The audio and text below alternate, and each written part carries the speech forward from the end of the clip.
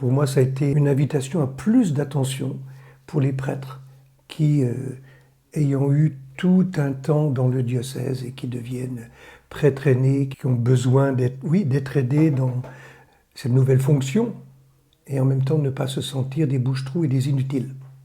Cette commission m'a beaucoup touché parce que il y avait une assistante sociale, une infirmière, une ostéopathe et 2 prêtres, et donc 3 avec moi.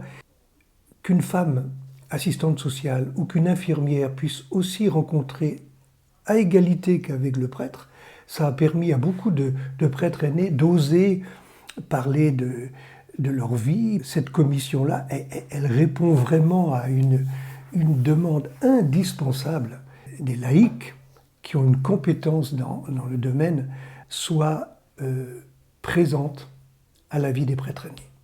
Il y avait pour moi un peu 2 étapes dans la vie du prêtre après 75 ans.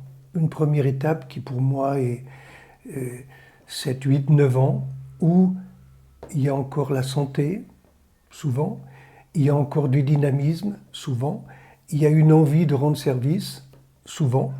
La deuxième étape, c'est vers 82, 83 ans, où il était important de faire un espèce de bilan avec le prêtre aîné et de lui dire « Mais attends, là tu arrives à cet âge-là, comment tu envisages ton avenir ?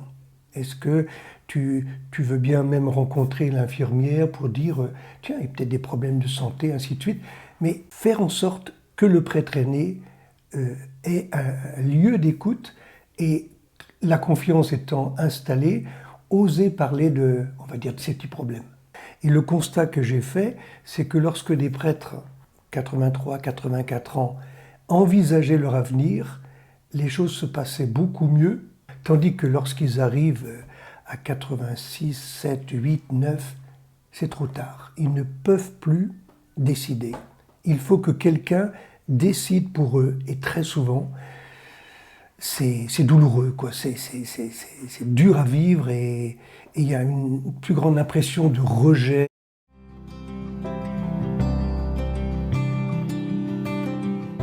Il m'a été demandé si je voulais bien participer à la commission des évêques de France, là, pour l'aide et l'accompagnement des prêtres aînés.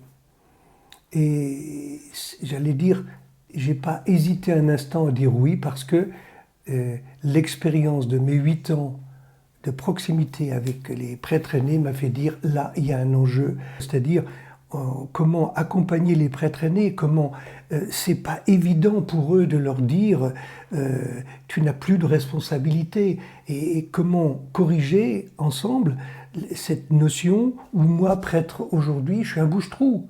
Mais où est ta vocation? Où est ton rôle qui se continue? Être celui qui est aussi aîné parmi un tas de gens qui sont aînés.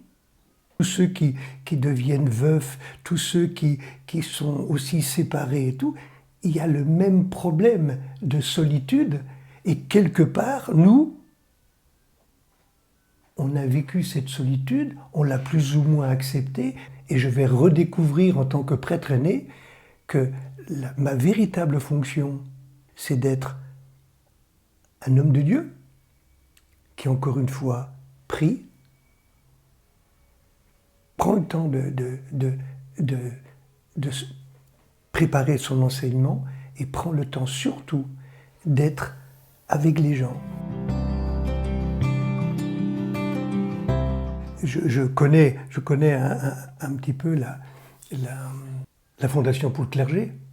J'ai eu l'occasion, en fait, de la solliciter. J'étais vicaire général et il se trouvait que dans le lieu où j'habite aujourd'hui, il y a un prêtre aîné, ancien vicaire général lui-même, il y avait un souci au niveau de la salle de bain et de fait, il était important qu'on change la baignoire en douche.